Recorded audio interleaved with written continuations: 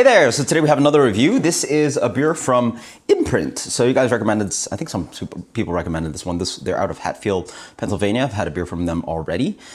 Fruit is heavy, settling is natural, rotate gently before opening. So this is Schmoojee.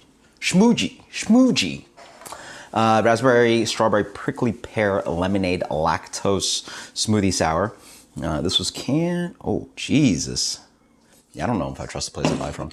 There's a place in Sanford that, anyway, I've talked about Uppsala Grocery, by the way. But this is a smoothie sour that's been sitting on the shelf for, 6 months? 6 months. 6 months. Not good turnover on, I mean, especially fruited. 6 months on the warm shelf. I don't know. We'll see. Anyway, let's see how this guy turns out. I mean, that is thick smoothie. Definitely have seen that beer, this kind of beer at Ellipsis. Hell, you make a kettle sour, throw a bunch of Tarani, fruit puree, whatever kind of stuff you can get in there. So it's a very ugly beer, by the way. It literally looks like vomit.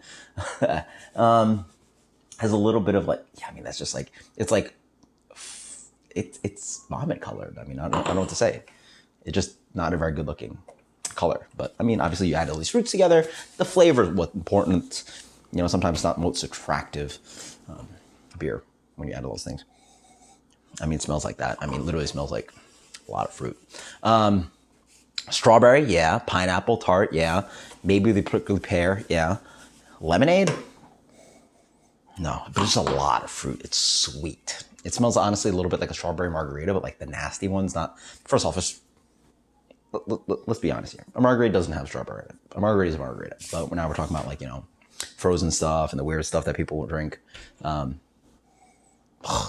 weird. Smells like something I generally would not drink, but hey. Oh, why do we have that cold? That's a mistake. Honestly, not bad.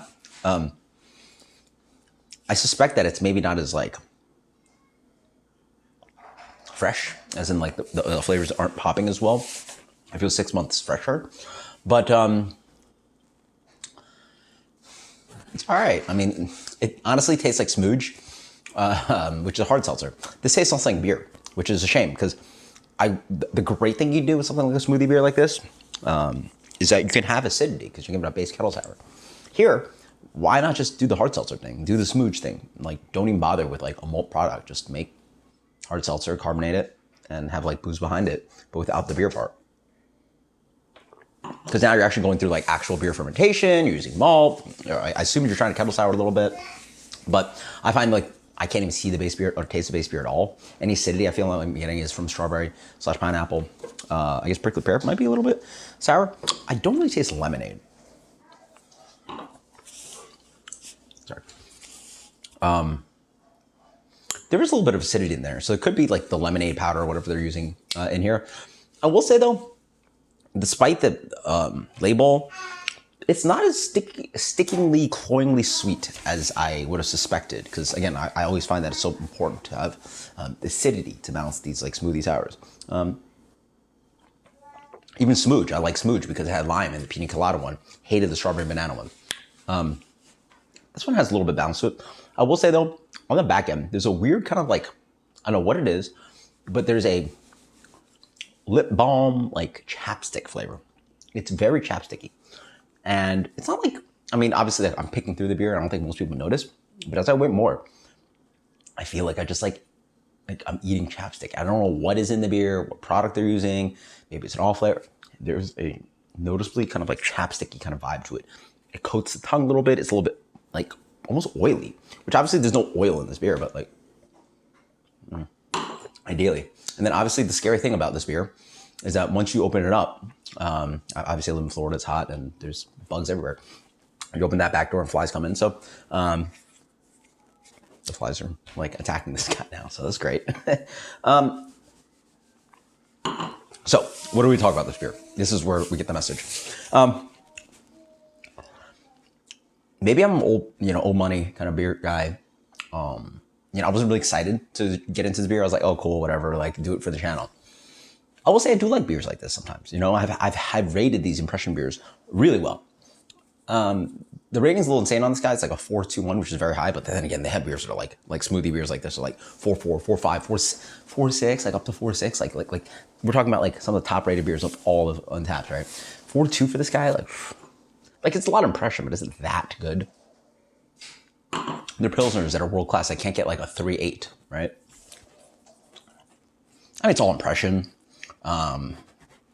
Is it as disgusting as I think like old money, you know, like people that like grew up drinking like, or not grew up, like, you know, got into beer drinking Orval and stuff like that.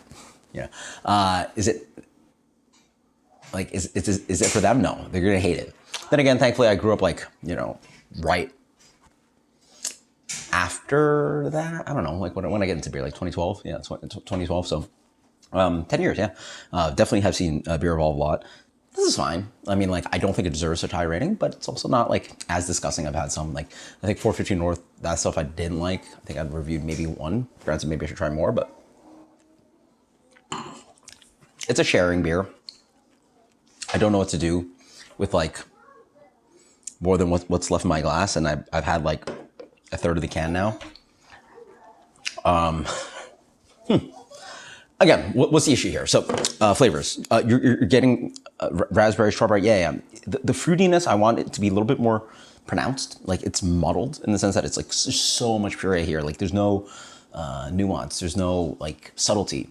But then that's what they're going for. But then do I also taste all the ingredients? No, I don't take the prickly pear and the lemonade. The other thing is I also don't taste the base beer. I want acidity as a back end kind of like thing that makes this like more drinkable. Like if you're gonna give me the smoothie and all that chunky, like dry it out, make it acidic, like punch it back on the finish.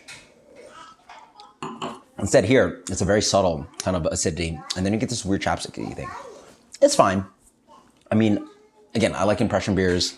The first time you ever had this, I mean, to be like, whoa, beer can taste like this. That's really cool. And, you know, I think it's good for that reason. Outside of that, is it repeatability? No. Does it have drinkability? No. Is it well executed? Okay. Let's go like, it's good execution, not great, right? Therefore, what rating does it get? 84. 80, oh, is that a good rating? Torn, 83. Schmoojee by Imprint.